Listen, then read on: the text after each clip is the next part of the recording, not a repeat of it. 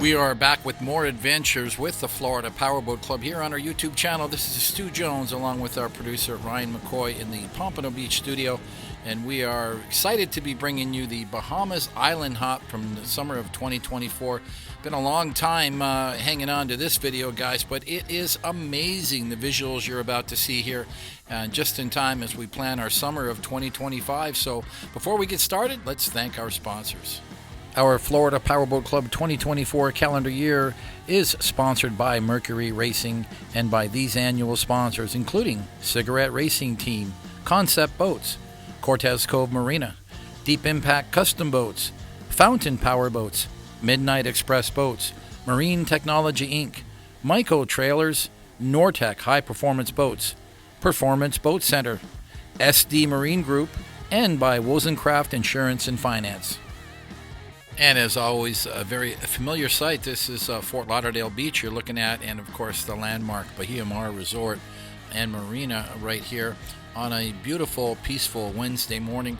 It's early, we're getting ready to take off here. It's about 6:45 a.m. The sun is already out and it's bright out, but the sea conditions extremely calm today, so we're going to push our departure window a little later than we normally do, which is typically 7 a.m. And if we don't get off the dock until about 7:30, it's not going to be a big problem. As you can see how calm it is, the winds are light. We don't have any storms in the system today. So we've got fantastic weather as we get together on the dock. And we call this the Grab and Go Breakfast, courtesy Jackie Jones, who's got some Einstein's bagels and coffee and fruit and all that good stuff down on the dock. And it is just that. Grab some breakfast, throw it in the boat, or you could take some time and have a dockside bagel. Just put a little roughage, a little bit of food in your belly for this short ride across the Gulf Stream today. Altogether going to be 85 miles as we leave from Port Everglades across to West End. And as you saw earlier in the title, this is the Bahamas Island Hop. So you probably want to know what makes this different than the Bahamas Poker Run, which we staged in June, and then in July we had the Bahamas Summer Fling. Well, the Bahamas Island Hop is strictly to the northern family of islands. So that means we're going to be going to Grand Bahama Island. That's going to be our landing point and our stopover for 2 days. And then we're going to continue to literally island hop through the Abacos. And for those of you who haven't been to the Abacos, well, it's just different than the rest of the Bahamas as we get introductions here to our teams. That was John Stella and his Nortec. And I'm going to be riding along with Rick Regal and his first mate on a Team Rooster Tail, this 450 Nortec, which is powered by 5 Mercury outboard, 400 horsepower each, a total of 2,000 horsepower to push us along today. Should be just enough horsepower to get us there, and we might burn a little fuel. But just along with the introductions to our teams, getting back to the itinerary for this event, it's really just a casual format of island hopping through the Abacos, with our furthest destination is going to be Hopetown Inn and Marina. In Hopetown, that's Elbow Cay, and that is to the furthest east extremity of the Abacos. That's going to make for a great ride, but we're going to spread it out over a few days and just have an enjoyable time. The weather's looking fantastic. It is mid-August, a great time of the year to be cruising in the Bahamas, and actually a quiet time in the Bahamas this time of year, because unlike many other parts of Florida, the Bahamas has a season, and they really go hard from May, June, and July, but things start to get quiet in August in some of the Bahamas Islands, especially in the Abacos. So you're going to see things quiet down a little bit. We're going to be going off to many places that we're going to essentially own. We're going to feel like we own them anyway as we arrive at some of these quiet islands, and we are the only boats visiting in some of these places. So that's exciting in the sense that we really get to enjoy a lot of these smaller islands in the northern Bahamas, along with the beaches and the private coves that go along with them. So I'm looking forward to that. Just a quick look here again at our fleet. As you can see, we've got a good variety of center console boats. Nortec with a good showing. I think we have 3 Nortecs registered for the run on that beautiful blue ride off in the distance. That is a Mystic 42.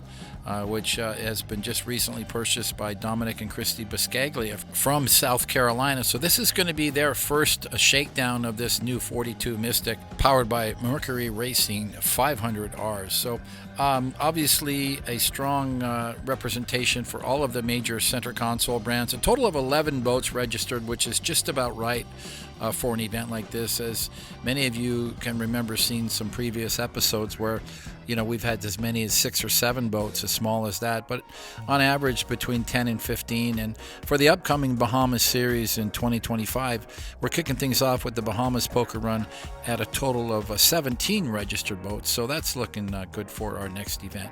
And our next team here, Fred and Judy Revis from South Carolina, who also have a home locally here in Lighthouse Point in their 42-foot MTI Blue Bayou. This is a boat we've seen on many events and seems to be kind of a family staple. I know that they really love this center console and have done a lot of poker runs with FPC on this boat. And just about 10 miles north at the Pompano Air Park, looks like the guys are loading up in this Robinson R44 from our friends at Florida Coast to Coast Helicopters. So it's just a hop, skip, and a jump for them to fly down the beach. And here we are taking our first look from the helicopter, just how calm it is here in the ocean as we look over the Pompano Beach Pier. And that is great news for all of our boats here, because we've had some crossings earlier in the year that were kind of bumpy. It sometimes looks nice when you're sitting there on the beach or from your hotel room, and then you get out there and, before long, 2 or 3 miles offshore, it starts to get a little bumpy. So the kind of conditions that we're seeing right now are pretty favorable. Some light showers are passing through, as you can see off there in the distance, but those are not going to present a problem for us today. We've got smooth sailing as we head into Port Everglades here and make our turn to start heading out into the ocean waters. Helicopter's going to fly with us along the beach for about the first 45 minutes. They're not allowed to fly too far offshore. There are some restrictions with the helicopters in terms of how far they can go. But that's going to be just fine, because with our 11 boats, I think we've actually got 10 running with us right now. One of them is a big cruiser owned by Mark Berman from Pompano Beach, a 60-foot Sunseeker Team BAM. And he's going to get an early start and head out from Hillsborough Inlet and start making a crossing. But here we go with a well-orchestrated start today, making full use of the entire inlet. There's your money shot, guys, as we head out Port Everglades. We've got one big ship to encounter. I think that we're going to let him have his way, but I think it's going to be really close. This is a scene that we encounter quite often, but I don't think the ship's captain is too worried about anything with this big steel-hulled ship. I don't think that our little fiberglass boats are going to be any kind of a threat to their safety. Looks like we did kind of cut a couple of boats a little bit close there, a little bit close for comfort, I would say. But nonetheless, a safe passage through Port Everglades, and we're about to make a big wide turn to the left and head northbound up the beach and start introducing our teams one by one. There's the money shot, guys. You can see the weather's holding out. Those storms way off over the shoreline in Pompano Beach are not going to be a problem today as we turn to head offshore. We've got great conditions and smooth sailing all the way to West End on Grand Bahama Island.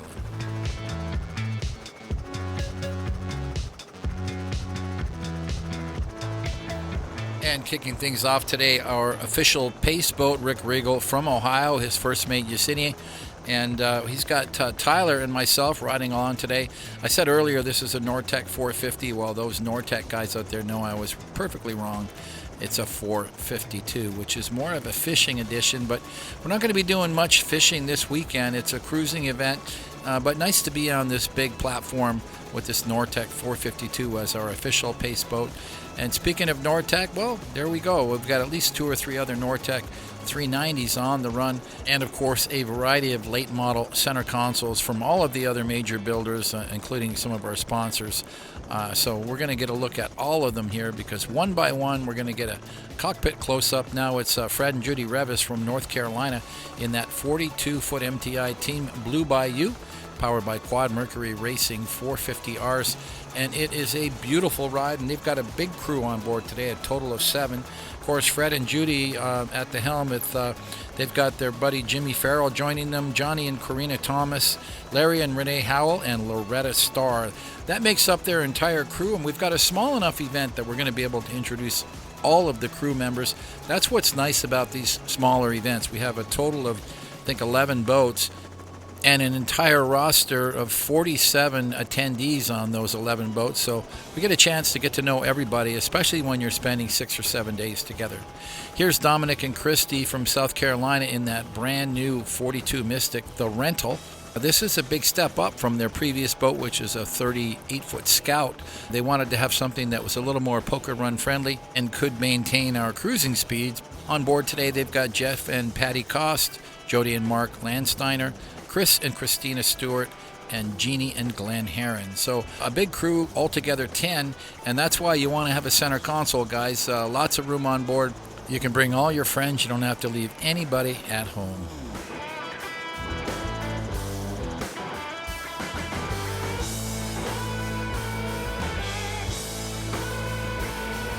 Cody and Candace Bullington are from Alabama. I believe it's their first event with the club, a 38-foot fountain Team Seabull, powered by Triple Mercury Racing 400Rs. And if you take a closer look, you'll see it's one of the newer 38 fountain models, the SCX, which is poker run friendly. It's really designed for poker runs with all of the creature comforts and amenities. Mom and Dad riding today, so they've got plenty of room to enjoy this brand new 38 fountain.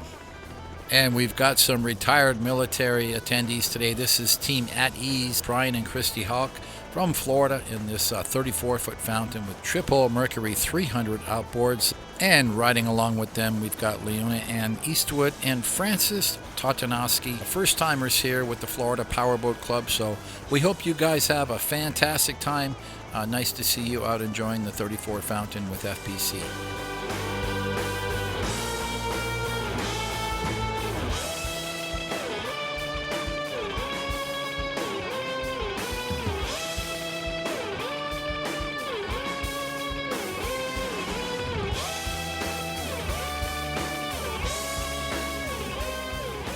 And it's another team from Ohio and not their first rodeo with FPC. This is Joe and Jen Grulick, who are in their Nortec 390 Sport. It's their second Nortec 390, brand new boat, just took delivery earlier in the year. Quad Mercury Racing 400Rs, the V10s.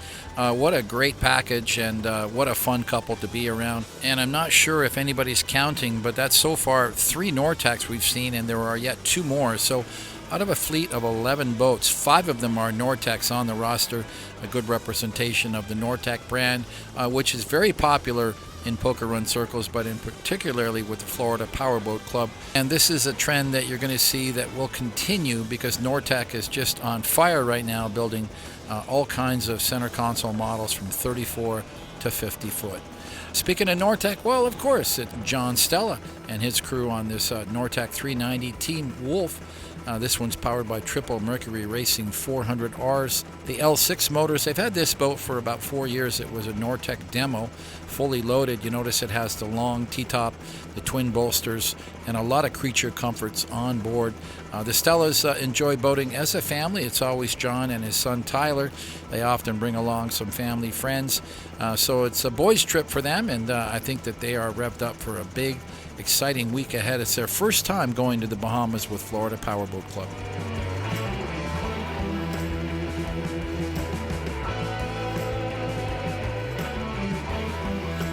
Well, this will complete our Nortec roster, 5 altogether, as we say hi now to Eric and Ivy Ducrow from Florida. 390 Nortec powered by Mercury Racing 400Rs. In fact, it's a repower. Team Bad Dog was originally powered by L6 Mercury 400Rs. It's a 2016 model, but Eric and Ivy loved the boat, so they went back to Nortec and decided to do the full repower with the new Mercury Racing 400R V10s. A package that I took a particular interest in because it was the same power option that I added to my brand new Nortec 390 Sport, which was being built at this exact same time here in August. So with delivery just looming a couple of months off, I was extremely excited and had a chance to ride with them on this Nortec 390 on an earlier Bahamas event in June when I rode along on the Bahamas Poker Run. So great to have Eric and Ivy along. What, another Nortec? You're darn right, it's another Nortec 390. Hayes and Carlin Wilson, Team Velocity. It's powered by Triple Mercury Racing 400Rs. So I guess I fooled you guys. That was not the 5th Nortec. Ivy and Eric was number 4. This now will complete the 5-boat roster for all of the Nortecs represented on this event. And I know you guys have been waiting to see this boat.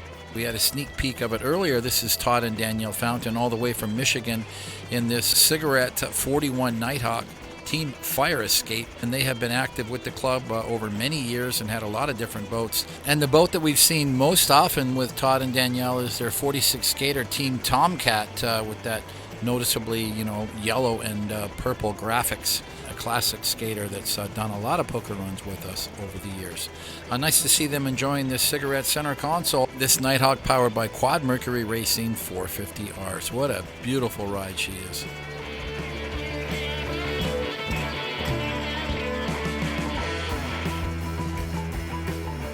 And we promised great conditions this morning, and it really has been fantastic for the first leg of the run as we move up the beach one more time with Rick Regal. First mate Yasini, obviously Stu and Tyler riding on board. You notice everybody's got their life jackets on. Special thanks to our helicopter crew in Coast to Coast Helicopters from Pompano Air Park. And they're just going to join us now for the next leg. Now remember, for those of you who have done these runs before, we always like to go up the beach so that we can maximize the use of our helicopter and get a lot of good photo and video of all the individual teams, and that's exactly what we've done. So we have checked off all those boxes so far because we got a little bit of video content of everybody and a lot of great photo stills. But this is the point in the event where we slow things down a little bit and we kind of hit the reset button on our navigation and turn the boats eastbound with a heading directly towards West End. And the reason that we do that is now we have a fixed line and everyone can kind of get in their lane and then just take a heading for West End so that we can have a very safe and enjoyable ride as we cross the Gulf Stream. I've told you many times, and I always say this at the captain's meeting, that even though we're in an open ocean and you've got miles and miles of open water, we still have problems where boats can come together on these events where we're heading out in a group setting, and that can easily happen on any event. And the reason why it happens is because you don't really have any reference point. If you're cruising along, it's important to pay attention to your heading, know what number, what compass heading you need to be on, but more importantly, to give each other enough spacing on the port and the starboard side and be able to pay attention at all times so that you're not weaving around or crossing all the other wakes. This does happen in a lot of group boating events, and I just want people to be mindful of the fact that it's easy to drop your guard and not pay attention to your heading, and you could easily weave over into somebody without even realizing it. So your peripheral vision is not the greatest when you're traveling at speeds of 50, 60 miles per hour. So it's important that everyone understands this, and so far so good. As you can see from this money shot, that the lanes are being maintained, and we're really getting some fantastic video as the boats head off on an eastbound heading towards West End. The weather conditions absolutely fabulous. If you can sit in the back of a performance boat with an iPhone or a GoPro camera and get this kind of footage shooting over the gunnels at the other boats on either side, that is certainly an indicator of just how great these conditions are. Here we are once again with Joe and Jen Grulich, and it looks like the helicopter is really zooming in nice and tight for a good cockpit close-up. And if nothing else, this really gives us a chance to, illustrate the custom build that they did on their Nortec 390 Sport with the white interior and the gray highlights on the stitching and the panels of the seats, and then that nice baby blue or electric blue. I'm not sure what they call that color, but this is such a great looking boat. Now we're with John Stella, and here we are with basically the same model and completely different look on the boat. And I think that's what's great about these performance boats. You get to build them to your own specs. It's a custom ordered boat. And any of you who have seen some of the Nortec 390 500 videos that we've already started circulating would know that I had the chance to do this, and I built the boat the way I'd like to do it, and with all of the creature comforts that I wanted and a lot of the safety features that I wanted so that I could do the poker runs. But even the look of the boat with the colors and the gel coat that was used and all of the rigging that was used, It's individual. There's no two Nortex that are identical. And the same goes with all of the other builders. I think that owning a high-performance boat like this truly gives you an opportunity to make a statement and build it the way you want to build it for your own personal needs. Riding on board now here with Captain Rick at the helm, and you get a feeling of what it's like to be in one of these boats as we're crossing the Gulf Stream. Of course, we're in this nice, big, stable Nortec 452 platform, which was truly an amazing ride and a great experience for us anyway. The very first time I've ever ridden on a Nortec 452. One more time with Todd and Daniel Fountain, and then of course on the other side, Fred and Judy Revis side by side. And these guys are dialed in, and look at the reflections of the boats in this calm water. We're already well into the Gulf Stream, at least 10 miles offshore. You're going to start to see the color of the water changing and getting into that brilliant blue. These are the kind of conditions that we can only cross our fingers and hope for. But this is why we do the Bahamas in the summer months, guys. Look at this amazing shot. These Mercury 400 V10s, the helicopter, the Cigarette 41 Nighthawk, the 42 MTI, the calm, beautiful ocean conditions on this August morning as we cross over to the Bahamas. Guys, it really doesn't get much better than this.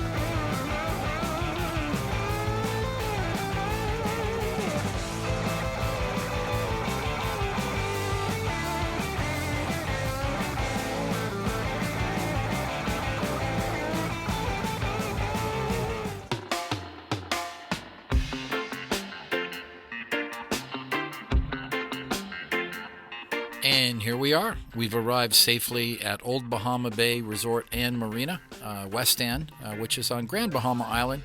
And of course, we've been here many, many times before. But everybody is settled in here. Remember that we've already done our customs and immigration right here at the marina. This is one of the places that you can do everything quickly. And I don't think there's an easier or even a better place for clearing customs than West End. We've cleared customs at many other locations in the Bahamas, but this is so turnkey. And then once you're settled in here at Old Bahama Bay, the dock staff are always very friendly. And there's bicycles on site. Actually, I believe I'm riding around on a bicycle right now with my iPhone, just capturing some images of all the boats settled into this big marina. I believe it's about a 70 slip marina. The slips are huge. The docks are tall. So you really have to be able to tie for tides, make sure you have long lines out. No near ties. You got to have long spring lines out, crisscross your lines over the stern. And once you do that, you're pretty much all set. This is a place that, earlier in the summer months is generally busy all the time. Remember now it is mid-August. Things are starting to get a little bit quiet. And of course it's midweek. We're here on a Wednesday. On the weekends it's a lot busier here. And I think if any of you remember the last episode, we did the summer fling. We were here on the weekend. So it was much, much busier. All of these slips were full. They did the Junkanoo Festival there on Saturday night with the parade right along these very docks.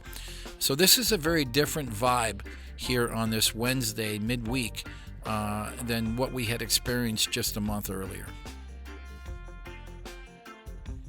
Well, we've got Tyler Jones on the drone flying around the marina and around the island just to give you guys some really spectacular visuals to give you a reference point of what it's like here at Old Bahama Bay Resort. This is a place that we have been visiting for, I want to say 25 years maybe. I mean, they redid the place in the 90s and we started coming here, and it really hasn't changed that much, but more importantly, it's been very well maintained. Unlike some of the other resorts around Grand Bahama Island, a lot of them came and went in a very short period of time. And yet Old Bahama Bay has really stood the test of time. Not only the marina, but all of the lodging as well. They have these unique cabins and villas that we're going to get a closer look at. But looking down on the marina, you can see that the distance from the marina to the villas is just a hop, skip, and a jump. They're all beautiful villas, the yellows and the salmon colored, the blue, the purples, the oranges. It's just really a colorful place to be. Looking down here at the marina, I think that the docks could use a paint job or something, a little maintenance along the way. But overall, they're in very, very good condition and they're very well staffed. There's always help here. The dockmaster, Ryan, will go out of his way to help everybody, not just with their docking needs, but if they need transportation or need to go into town to get some groceries or supplies, he can help people with transportation, taxis, Ubers, and even getting a golf cart rented, which we did manage to do before we left. I think the pictures can pretty much tell the story here about Old Bahama Bay. Those villas, as I mentioned, have about 4 to 6 units in each one. They're very spacious, and they all have balconies and walkouts to the pool and to these lavish grounds. And you can see it's not more than maybe a couple of 100 feet to walk to this pristine beach. And what goes nicely with the beach? Obviously, a beach bar. They have got probably one of the best little beach bars, cozy, friendly staff, nice, just sit down and have a nice frozen drink, and an extensive menu with a lot of Bahamian treats, fresh seafood, and cracked conch and all those great delicacies that we love. There's a great shot of the resort, which I would say tells the story about what you can expect. It's not a huge resort, and I think that's what makes it nice and quaint and comfortable for all of us. It's kind of a barefoot, leave your shoes off kind of a place. You can walk all around up and down the beach and get a bicycle. The bicycles are free. You can get them at the front lobby, and you can ride your bike all over the property. And as I've done in the past, I'll ride the bike into town or even off into the distance. As many of you may recall, I did that tour of the Gin-Sur-Mer project on my bicycle the summer earlier, and I plan to do that again, but maybe not on a bike. Maybe this time I'm going to do it on a golf cart and take some of our club members with us and show them that Gin-Sur-Mer project. I call it the Lost City, which was under development about 15 to 20 years earlier, and sadly was never completed. So we can only cross our fingers and hope that somebody comes along and picks up on that project.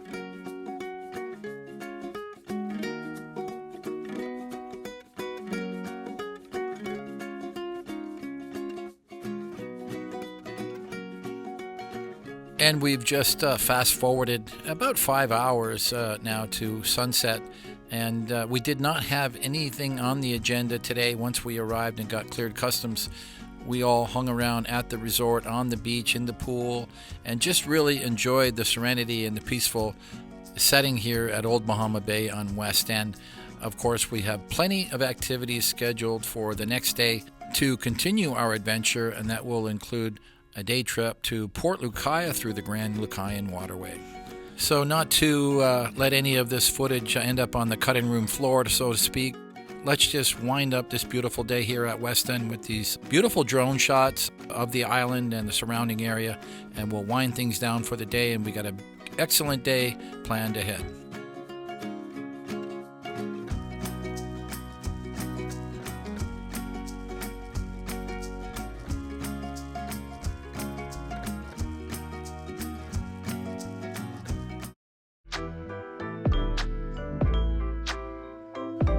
Thursday morning, day 2 of our adventure, and before we head off in the boats, and that is to head for Port Lucaya, I wanted to get everybody out on the golf carts, and for those who at least wanted to see it, I kind of planted the seed a year earlier at the Gin-Sur-Mer project, which I call it the Lost City, which indeed it is. So I got a handful of people to jump on. We got a couple of golf carts from Ryan, the dockmaster at Old Bahama Bay, and we took a little 1-hour cruise on the carts and came in from the extreme west end of the property. There's kind of an overgrown entryway and a kind of a concrete roadway, but it's nestled in amongst all this overgrown vegetation. So this is how we started the little side trip into Gin-Sur-Mer, and I wanted everybody to see the magnitude of this huge development that just never got finished, and the millions, I'm told actually billions of dollars that were poured into this site 20 years ago. And of course, Florida Powerboat Club was very active in some of the, helping the developer get some exposure, but they just ended the project during the recession. I think '08 just, killed the project completely. And despite many efforts from a lot of other developers and big money investors, nothing's really ever come out of it since. But nonetheless, we're going to get out and explore, and part of the exploration now is this first leg. You can't see it, but there's an airport. We just passed a huge airstrip that's about a mile long, so it can obviously accommodate some big jets. But you don't realize you're in a community because you're going down this long roadway that's carved through these this overgrown vegetation, and almost like a forest that has grown up around the roadway. And then all of a sudden, you get into this area where you start to see some structures and some bridges and some carved canals, and then you realize, well, there's something going on here. This place is actually developed, but what is it we're looking at? And then as we continued on, you start to see a lot more of the construction and what was built, and you can see some of the remnants of the lots that were created, and a lot of the fixtures like light posts and electrical boxes and driveways and pavers, stones, and they had hundreds of carved out lots completely serviced and ready for bricks and mortar. And that's when the axe came down. 17 years of vegetation and growth and zero maintenance has come into this property. But when we start to see the open areas, that's when you can really feel like they had a master plan here that was really coming together at one point. And for those of us especially who are developers or builders, you can see that they spared no expense on the infrastructure here. Remember, a lot of this project was just moving dirt and earth and building this marina. There's the first traces of the marina now that we can see. My goal was to get everybody out and to circle the property. And on the golf carts, it was a lot easier to cover a lot of ground. Remember, the last time I did this a year ago, it was just me on a bicycle with a chain that kept falling off and my iPhone. But as we continued on, and I got a chance to show people all of these carved and perfect roadways, and then we finally got to the point I wanted to show them, and that was the marina entrance, which is massive, and you could see the fresh salt water coming in from the Atlantic Ocean on the south side of Grand Bahama Island, coming into this huge marina, which was carved deep, 15 to 18 foot of depth. That's all major super yachts, mega yachts, fully developed. They had several miles of shoreline on this marina that was completely protected. So just got a chance to show everybody what happened over here. We still have a giant question mark on what's going to happen in the future. Again, you can keep track of this if you look up Gin-Sur-Mer online, and you'll see that Many developers have taken a run at the Bahamian government, which really holds the keys to this property. Obviously, the Bahamas government decides who's going to get in, whose money they're going to take, and who's going to be allowed to develop this property and finish it. Because, as I said earlier, I think all of the heavy lifting and possibly as much as $1 billion has been spent on the infrastructure just to get this place ready. Anytime you come to West End, this is fair game. You can come into this property. It doesn't require a pass or a permit or a secret code. You just jump on a bicycle or a golf cart, and I can tell you where to enter from West End, from Old Bahama Bay. We've got our day of boating ahead of us, and you can see off in the distance just how beautiful the ocean is today. So we're going to get out and head for Port Lucaya. And as promised, we've got a day trip scheduled for day 2, and we're heading to Port Lucaya.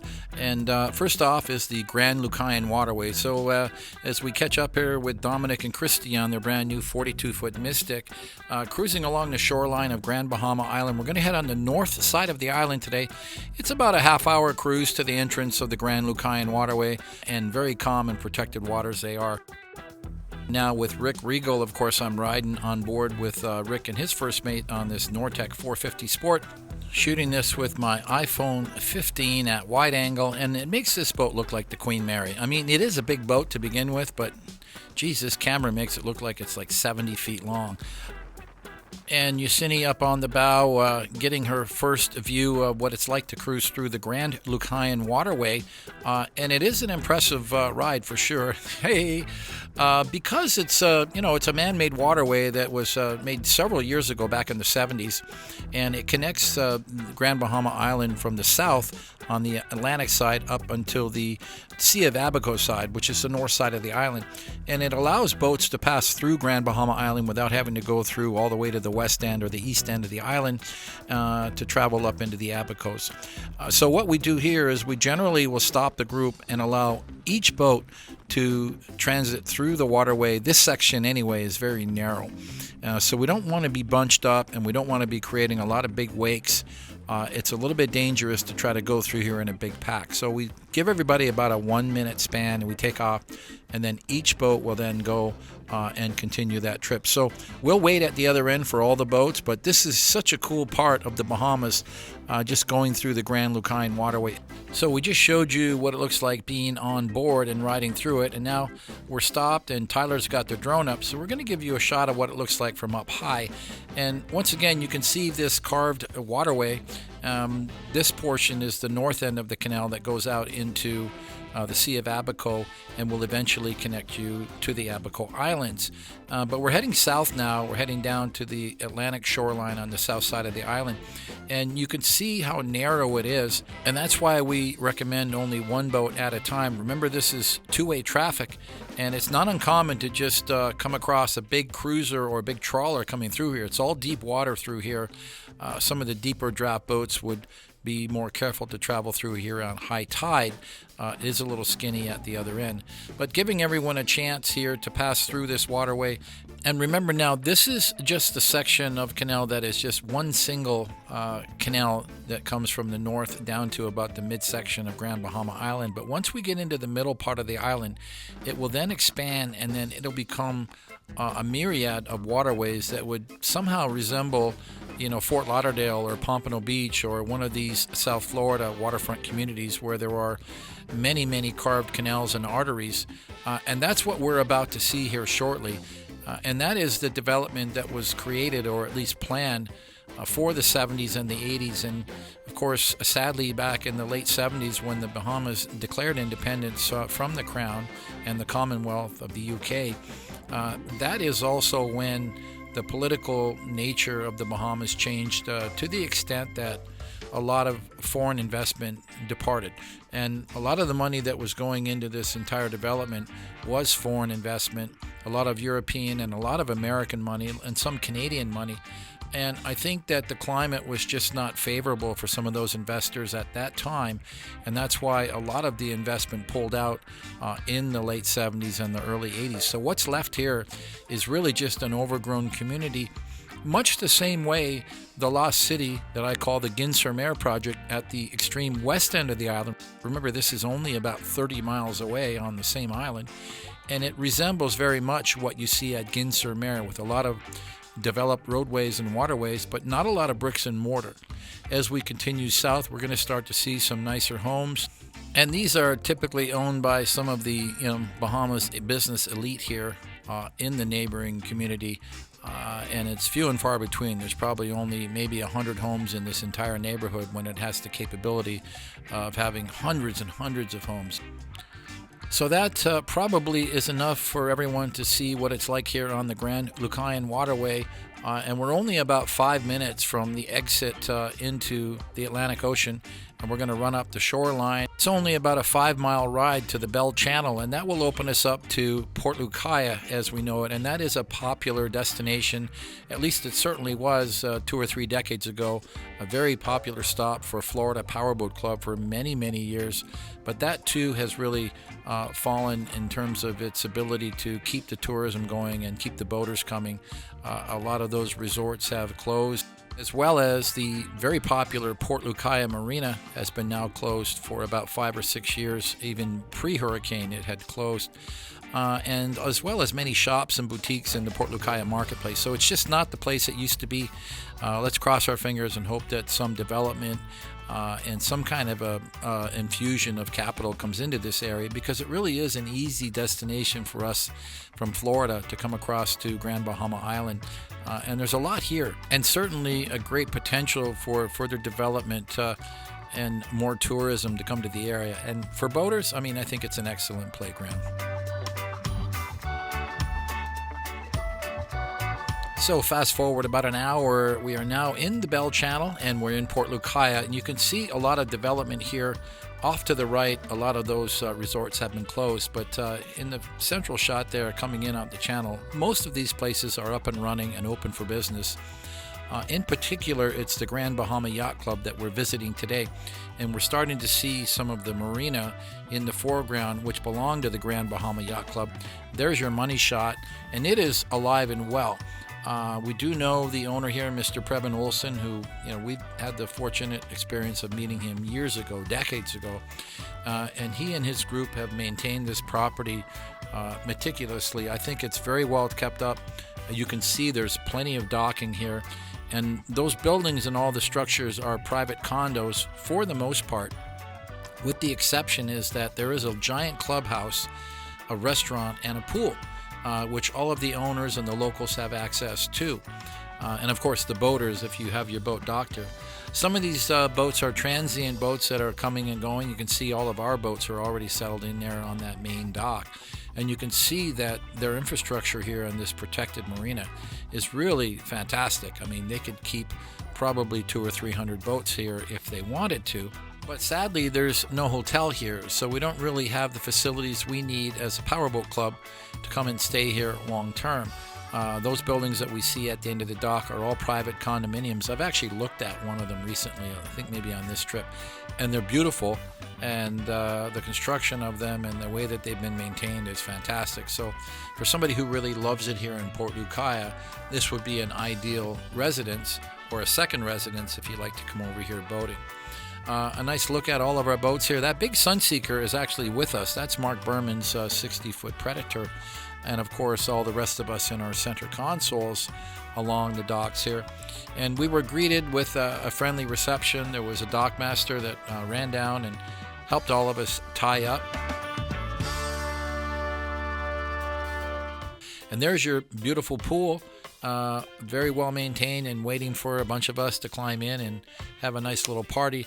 And then the restaurant right there on the right hand side is fantastic. The menu is extensive. They have probably 50 different kinds of pizza that are all great.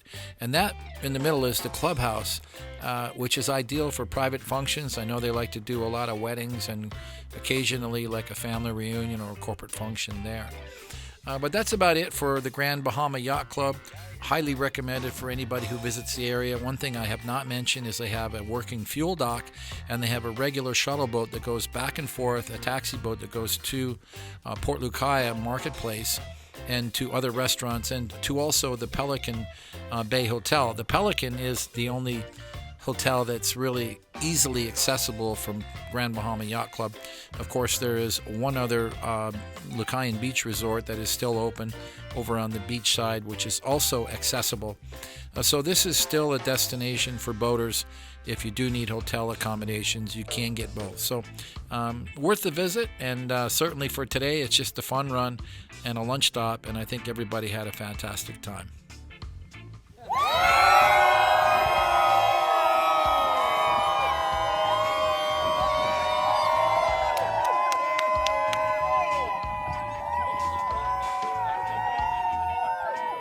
Making our way back to Old Bahama Bay at West End. It's about a 35-mile along the shoreline. Thought we would just poke our nose here into Freeport Harbor. You know, Margaritaville has its own cruise ship now. I thought that was kind of cool. And it calls here, I think, on a regular basis, as do some of the other cruise lines. Not necessarily the big major cruise lines with the huge cruise ships, but a lot of the mid-grade cruises come here still. And you can see that Balearia Incat, that's the fast cat that comes over from, I think, Fort Lauderdale, making a stop here too. Along with the cruise ships, they have all these little shops and boutiques along the shoreline. And what you don't see is more of the industrial side of the port. It's a very, very active port with merchant ships, big vessels here offloading oil, gasoline, and construction materials for the building trade. Well, we started off with Dominic and Christy Biscaglia. I guess we're going to finish this segment with them in their 42 Mystic as we head back to West End.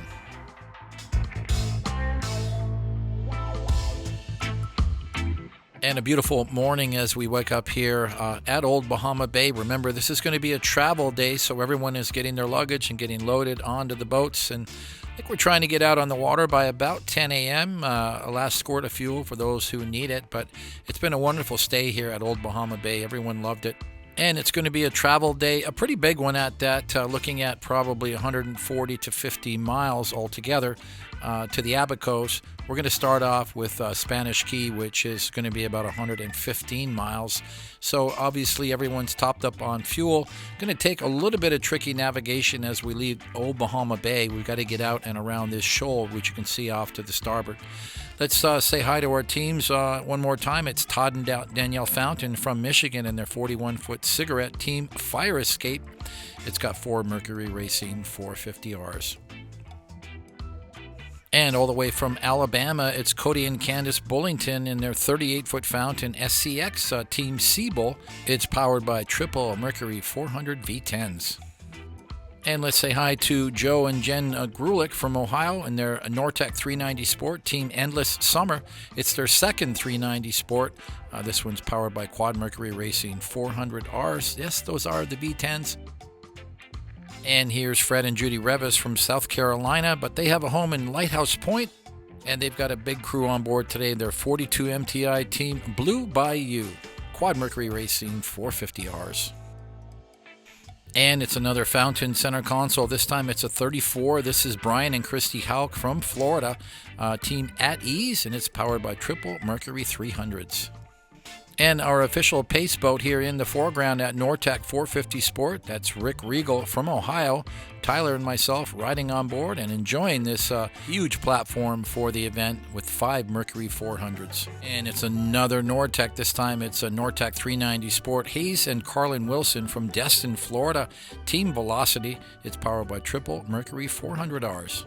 And continuing with our Nortec factory video demo, Eric and Ivy Ducro in their Nortec 390 Sport, recently repowered by new Mercury Racing 400Rs. And here's a boat we've seen a lot of. This is Dominic and Christy Biscaglia from South Carolina. It's a brand new Mystic 42 called The Rental with Quad Mercury Racing 500Rs. And that completes the fleet. And as we head out, like everybody's just putting along, allowing us to get in position to pass through Indian Key Pass, which is a little bit tricky. But once we get through there, it's wide open on the Sea of Abaco. We're going to be headed to Spanish Key today. It's 115 miles. As you can see, the conditions are ideal for the trip. Nice light seas, and that's the way it's going to be predominantly in the Sea of Abaco most of the time, because it's very protected with Grand Bahama Island on the south and the barrier islands on the north. And once we get past Grand Bahama Island, then we've got the island of Abaco, or Great Abaco as we know it, for the protection on the south side. So this is really a suitable cruising ground. Anybody that wants to go to the Bahamas and have nice calm cruising, just like what you see here, that's what you're going to get when you cruise through the Elbow Cay. Once you get into the West End area, you've got all this protected waterway, and it's just a beautiful place to cruise. And here we are, Spanish Key. It was about a 2-hour ride altogether, and some of us enjoying the pool. Of course, in the background, that is the restaurant here at Spanish Key. We always enjoy going here because it has a little bit of everything. A nice pool to cool off in, and great food and dining here right on site. And they do have a gas dock, and really quite a spacious marina as well, which can accommodate any size vessel. We all got in quickly, and it really was an easy visit for us. We knew that we had to set things up in advance, which we did, and it's just kind of a stopover that we always like to make when we go into the Elbow Cay. Wide shot here reveals that the marina is quite spacious. There's always an available slip here. And looking off in the distance, you can see that Spanish Key is one of the barrier islands. So looking off to the north, that is the open Atlantic Ocean there. And you can see the reef, the barrier reef, way off in the distance. You can see the breakers. So that leaves most of this island very, very protected. They do have a nice beach, and there are some cottages and bungalows and little villas that you can stay in. Not really an ideal destination resort for our clientele who are looking for nice luxury 4-star, 5-star accommodations. But if you don't mind roughing it just a little bit, they really have something here that is kind of special and really charming in some ways. Remember, this is a private island, so if you are going to stay here, you probably have the island to yourself, as we did this day. Looking down at all of the boats, you can see most of them are ours. There's about 3 or 4 other vessels here. Well, one of them is the owner's yacht. I think it's that big one right there. His name is Don Davis, I believe, from Texas, and he does, I think, a great job of maintaining the island. He's got a small staff of very dedicated employees, obviously Bahamians. Felix manages the grounds, and Suzanne manages the restaurant and the lodging. And I was curious, because I had never really taken the tour of the island to check out some of those options as far as the lodging and really take a closer look at some of the beach. And they have a huge landing strip here too, so you could really fly in, fly out quite easily. They have customs and immigration on site. So after we had lunch, I got us a few golf carts, and it was time to take a little cruise around the island. Unlike the Gin-sur-Mer project or the Lost City, this is not a lost city. This is just a very small private island that really has not been developed to any great extent. Here's the cottages that are out on the beach. There's only a few of them, I think. You could see there's 1, 2, 3, 4, I think altogether 12 hotel rooms right here on the beach. So, you know, if you had a small group of 10 or 12 couples, you could fill up this little beach area and own it. And when I say own it, look at this beach. I mean, this beach goes on forever. There's a wide shot that Tyler got with the drone. Guys, that pretty much tells the story. There's Spanish Key. I don't have any more to show you. What you do see here is absolute pristine beach. It's beautiful. It gave us all a chance to really see what Spanish Key had to offer. We had one more stop to make, though, on our little cruise with the golf carts, and that was to go up at the west end of the island. I wanted everybody to see the airstrip, because it's not just like a little grass or dirt runway. I don't know who owns this house that we're passing by, but it's pretty rock star. If you can see the beach that they have on the one side, and then the private dock they have on the protected side of the island as well. And there's your airstrip. I did a quick measurement on Google Earth. It's about 4,600 feet. So that certainly accommodates a lot of small aircraft, turboprops, even light jets. So nice to know that you've got a nice airstrip here to come and go. But that's it. Spanish Key, guys, all in a 5-minute tour, but certainly worth a stopover for anybody cruising through the Elbow Cay. We've got to keep rolling, guys, so after we finish our tour here at Spanish, we're back on the waterways heading eastbound to Hopetown at Elbow Cay. I think it's maybe 40 to 45 miles, so you know, maybe an hour ride or a little less than that to get to our final destination. So let's get back on the waterways and enjoy this beautiful day in the Bahamas. And here we are. We have arrived at our final destination. It's about as far east as you can go in the Elbow Cay. It's here on Elbow Cay. and it is known as Hopetown. And to say it is charming is an understatement. It is probably one of the nicest harbors that you can find in the Bahamas. I know that there's a lot of other beautiful places in the Bahamas, and everybody has their own pick, but this is certainly one of my favorite of all time after traveling to the Bahamas for well over 30 years. Hopetown just has a pleasant charm about it that makes it quite different than a lot of other destinations. A lot of locals live here. There's a lot of people who have second homes here, and they're from all over the country, all over the United States, Canada. A lot of Europeans have homes here, but of course there's the charm of the local Bahamians. And sadly, their lives were crushed 6 years ago in 2019 here in Hopetown when Hurricane Dorian passed through, and it literally took out a lot of the homes and structures, and a couple of major resorts were completely crushed. Fortunately, Hopetown Inn and Marina was a fairly new structure and complex. So again, even though they were one of the first to be back up and running, we delayed our return to the Elbow Cay until 2023 when we returned to Elbow Cay and Hopetown Inn. So remember, now it's 24 in this video series. It's our second time that we've been back in over 5 years. But we just love coming here, and there's plenty to do and stay busy. There's all kinds of abundant cruising to other local islands in the area. But even just hanging out around Hopetown Inn and Marina, it's just one of those relaxing places. They've got a nice pool. They've got a restaurant that is open pretty much all day long for breakfast, lunch, and dinner. Never had a bad meal there. Everyone loves the food. The servers apparently pay attention to our needs, and they always seem to know exactly who you are and what you're going to drink, and they're ready for you at all times. And that's kind of a quaint feeling you don't get at a lot of places. The docking is fantastic here. The dock master does a fantastic job, and all of the hotel staff have really rolled out the red carpet to us. I really love these villas that are one of my favorite places to stay. They have some older cottages on the other end of the island, which are also very, very nice and charming. The villas are larger and newer. They're 2-story, and they have 3 bedrooms each, and can sleep up to about 8 people comfortably. So, not to mention have your boat docked right out in front. So these have been attractive to a lot of the people with larger groups that come on these runs with us. And Hopetown Inn and Marina is going to be one of those places that we'll just keep coming back to year after year.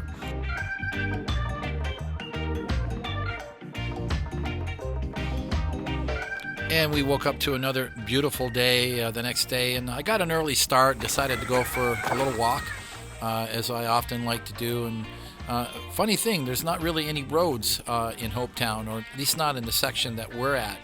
Where we are here, that's your road right there. It's a little dirt road. I took a walk down this trail, and it brought me back into the Hopetown Lighthouse Marina. The owner of the marina actually owns the lighthouse, and the lighthouse is in some kind of a trust where they maintain it and keep it lit, and it's still an active lighthouse here for the area. But it was early in the morning. There wasn't much going on. I think it was the weekend, so the marina wasn't really open. But this is what I usually like to do, is just wander around and check out the local scene. Tyler got the drone up a little later, was able to fly around the property. The lighthouse was closed still. It's only open certain days, but you can go up the lighthouse all the way to the top. But I wasn't able to do that myself. But you can see why the lighthouse is such a landmark here in Hopetown, visible from miles and miles in different directions. This is a big marina, by the way, so anything you need here, if you need quick repairs or parts, or obviously fuel, they own the fuel dock that's in town here. And you can see how close it is to Hopetown Marina, which is just over on the other side of the trees. So it's a small little harbor, but certainly has everything that we need right here. And after my little walking tour, I had to call Uber, and this is what they sent me. So I was okay with that. But yeah, Ricky was coming over to get a little gas and ice and get the boat ready for our day trip. Yes, of course, there's going to be a day trip, guys. Remember, you're with me, and we don't like to sit around here. There's lots to do, and away we're going to go. Today, we're going to go south. We're going to go to Little Harbor. And fast forward, here we are. It was only about a half-hour ride down to Little Harbor. It's really not that far. It's all through protected waters. It does require some skillful navigation, I might say, because there's a lot of zigzagging and weaving around so you don't hit any of the shoals. But that's kind of the nature of it in the Bahamas. Once you get back up here in the Abacos, there's a lot of backwaters, but you really do have to be a good navigator. Today we're navigating the beaches. I'd say we did pretty good to find this one, but I cheated a little. Pete's Pub, I've been here many times. But one thing that we did that we had to ask about was coming here in the first place. Pete's Pub is closed now. It's August, it's late in the season, and Pete is an American who spends his summers here running Pete's Pub. It's one of the most popular boating destinations and local hangouts. The restaurant is off to the right there. You can see the ocean on the other side. And this, of course, is another little piece of paradise. But they're closed, and I called them and said, well, can we come anyway? And they said, well, yeah, why not? So we had permission to come here and use their beach and hang out, even though the restaurant was closed. So I told everybody to pack picnic lunches, and that's what we did. But we got everybody settled in here. It's about 4 feet of water. You can see what a fabulous beach it is, and there's the little deck at Pete's Pub where people like to sit and have a frozen fruity drink and a nice mahi sandwich here. And Pete's Pub is such a cool place. It really has all of those little things you'd expect to see, like the t-shirts hanging from the wall and from the ceiling rather, and it's kind of an open air place. And then you can walk through over to the other side of the island, and you can see the ocean and all the coral reefs and all the really just rocks and coral along the beach. It's just a beautiful sight. But that was our hangout for the day, and I think that everyone was very pleased with our destination. But I think these images give you the idea of what you can expect. One thing you haven't seen so far is just a lot of people. You don't see a lot of beach umbrellas, and you don't see beach concessions. From the wide shot here, you can look across and see some of the other keys and the barrier islands and see the color of the water. This is boater's paradise, guys. It really doesn't get much better than this. And in the spirit of adventure, we had an outing scheduled for dinner. So we went to the Firefly. I would say it's the most popular restaurant in Hopetown. Most would agree. You can get there by car. If you got to take a taxi, a water taxi, get a regular taxi and then taxi over to the restaurant. What's easier? Taking a boat. So we piled on 2 boats and headed over to Firefly. It's only a short ride, maybe 20 minutes. And of course, want to thank Rick Regal for offering his huge Nortec 450 as a water taxi for dinner. Firefly has a charming atmosphere and fantastic food, just a nice, pleasant vibe. And the food is just fantastic across the board. I don't think there's a bad item on the menu. Everyone was extremely happy, and we ended the evening with a relaxing, scenic boat ride at about 10 knots.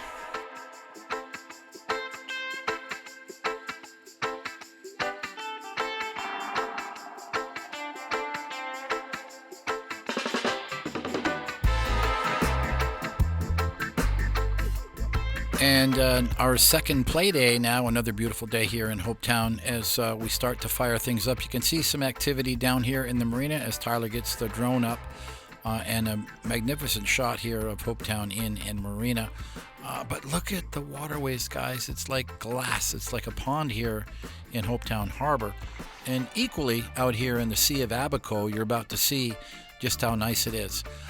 So once again, we've got an agenda. This time it is going to be to the Abaco Barrier Islands of Guanaqui. As we depart here from Hopetown Harbor again, another great chance to get a lot of video and stills of everyone with that nice lighthouse off in the distance, a landmark lighthouse.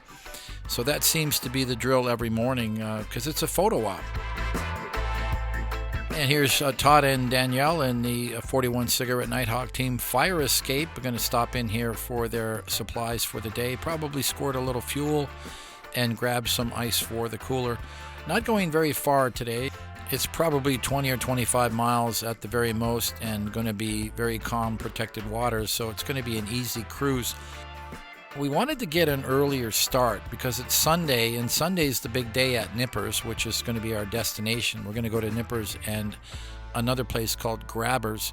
The ideal situation is to get there fairly early on a Sunday so you can get situated, especially when you have a big group like this. So that's the plan. and they have a pig roast that day, and they have live entertainment. A lot of the locals come out, and it's the big day to be there. So this is kind of a special day for us to be able to go and enjoy nippers at Great Guana. And the earlier departure is going to give us the docking and the seating that we need to have a good time.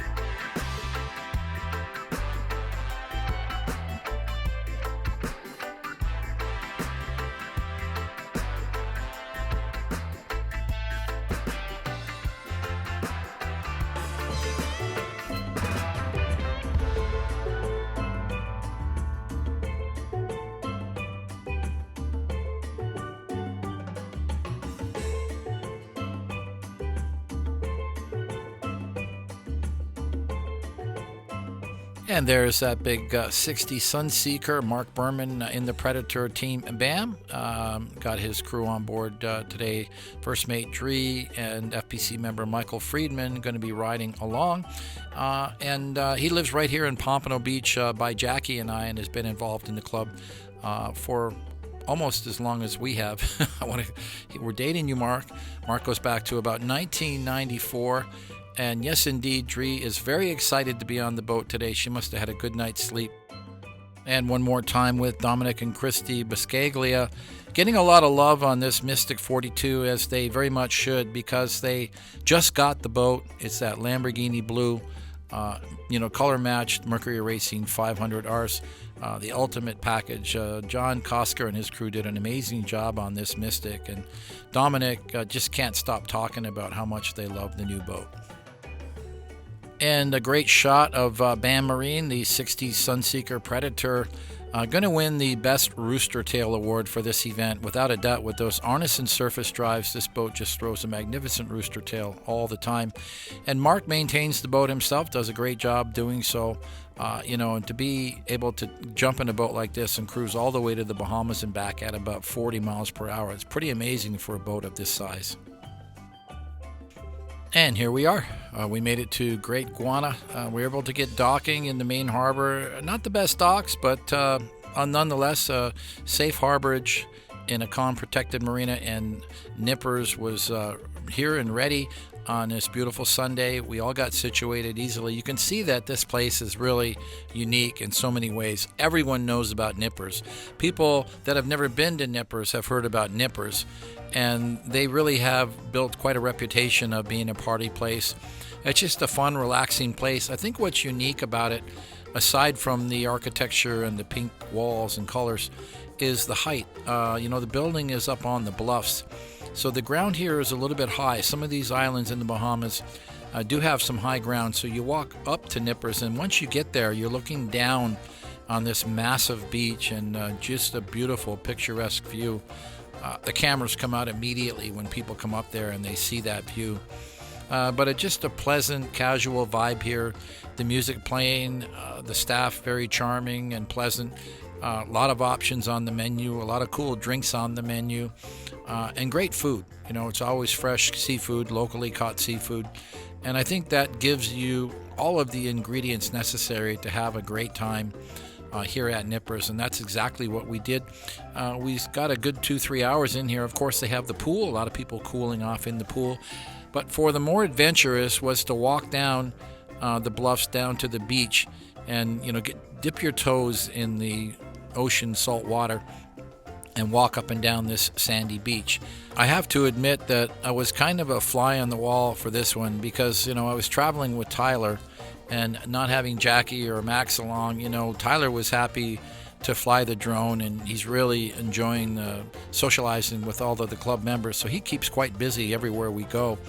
And I just kind of went up on the top deck and bellied up to the bar and had my lunch and just was watching everybody have a good time and enjoy the camaraderie of their fellow members and make friends with a lot of the locals. For me, that was a home run, and really it's why I keep doing it. I think that sharing this experience with our club members and watching everybody enjoy it is a great take home for me, and that's why, really one of the reasons that I've just kept doing this for so many years. And of course, there's one more stop on the Great Guana Tour, and that's grabbers. So you've got nippers up on the hill and looking over the ocean, and then you got grabbers down in the cove here, protected cove. As you can see the girls out on the paddle boards. I think that's Dre, and it might be Yesenia out on the paddle boards cruising around. Boy, they really got out there. But you can see how shallow the water is, and this is just a very nice protected little harbor. Here we are, cooling off along the beach, and there's grabbers, guys. It's a kind of a cool place. A little newer. They redid it completely after the last Hurricane Dorian, so everything is quite new here. And once again, on Sundays, an extremely popular hangout for the locals. And it got pretty crowded here at one point, and I began to think that, okay, this is enough people, guys.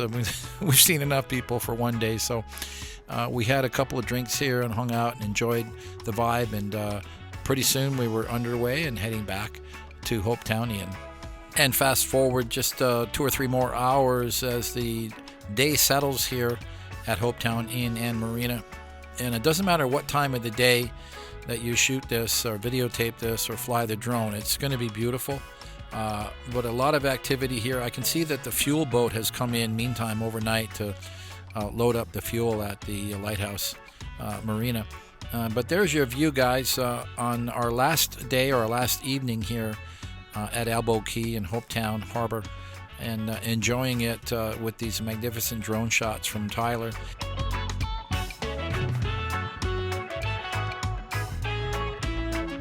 Having these drones really gives you a different perspective on these islands that you wouldn't otherwise get, and it really creates what I call a visceral experience, where really a truly visual experience.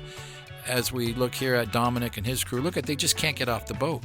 They're having so much fun on that Mystic. They come back to the harbor and they just stay on the boat for another hour having drinks. But here's what it looks like in the restaurant. I told you that this restaurant was open all day long, breakfast, lunch, and dinner. Again, never had a bad meal there. A very friendly staff at all times. And this is what you get when you come to this event. I would say that the Abacos in general, and particularly Hopetown Inn and Marina here at Elbow Cay, have everything that a boater could possibly need, and we are just going to keep coming back here year after year.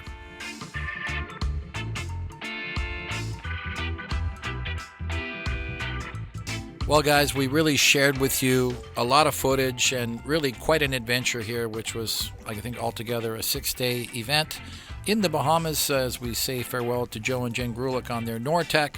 And we're looking down on the bow of Rick Regal's Nortec 450. Thank you to Rick for allowing us to ride with you on this event. It's been a wonderful experience riding with you and your first mate, Yesenia.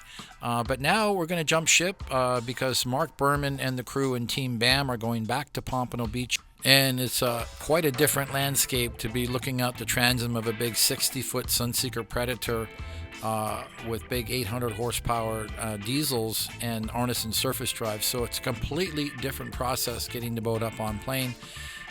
It takes a talented captain to play around and get things just right. But once those propellers hook up, those big monster 6-blade propellers, they do the job. And here we go. That rooster tail gets started, and you're up and sailing. We're cruising about 40 miles per hour to head back over the Gulf Stream. It's exactly, I think, 85 miles from port to port. Going to be going in through the Hillsborough Inlet. And from what I can see, the conditions are absolutely ideal. Not exactly like we were worried too much in this 60 Sunseeker, but for everybody else on the run, I know that they're having a very safe and calm cruise back to finish off an otherwise fabulous trip through the Northern Bahamas. And the best part is that our summer Bahamas tour is about to begin for 2025. We'll be doing the Bahamas Poker Run in early June, going to Bimini, then Nassau and Harbor Island, and a similar agenda in early August with the Nortec owners. And the Northern Bahamas Island Hop will be August the 27th through September the 2nd, a 5-day agenda. Similar to what you saw, we're going to make some changes to it, of course, this year to keep it fresh. But thanks for joining us to watch this exciting video here on Florida Powerboat Club's YouTube channel. Plenty more exciting videos just around the corner as we move into the Emerald Coast Powerboat Week, followed by feature coverage of our Key West offshore poker run. It's all right here with the Florida Powerboat Club on YouTube. And guys, you can't afford to miss any episodes, so be sure to subscribe to our channel and click that notification bell so you'll get an update every time a new episode is released. Thanks for joining us. We'll see you soon, guys. Be safe out on the waterways, and always remember to wear your life jackets. For more information about club membership and upcoming events, visit our website at flpowerboat.com, and you can find more content on our many social media platforms. Thanks for watching, and make boating safety a top priority by always wearing your life jackets. Bye for now.